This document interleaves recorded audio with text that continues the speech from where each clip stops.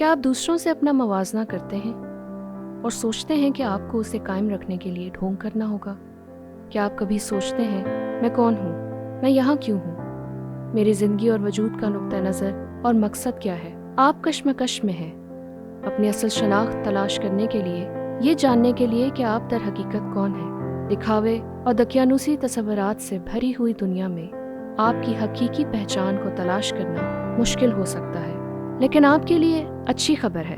पाक मोहब्बत से भरा हुआ और ताकतवर खुदा ने आपको एक मुनफरद अंदाज में तख्लीक किया है, जैसा कि बाइबल में लिखा है, क्योंकि मेरे दिल को तू ही ने बनाया, मेरी माँ के पेट में तू ही ने मुझे सूरत बख्शी। हाँ, आपका एक मकसद है और खुदा ने आपके लिए एक खास मंसूबा तैयार कर रखा है। खुदा आपसे इस कदर मोहब्बत करता है कि उसने अपने इकलौते बेटे को आपके लिए मरने को भेजा। यीशु ने हमारे गुनाहों की सजा उठाई और 3 दिन बाद वो मुर्दों में से जी उठा।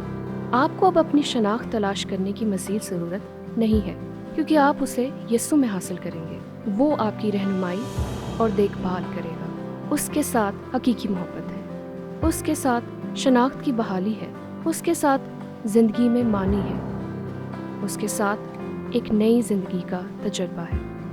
यहाँ वो आपको उसकी दावत दे रहा है। क्या आप उसे कबूल करेंगे?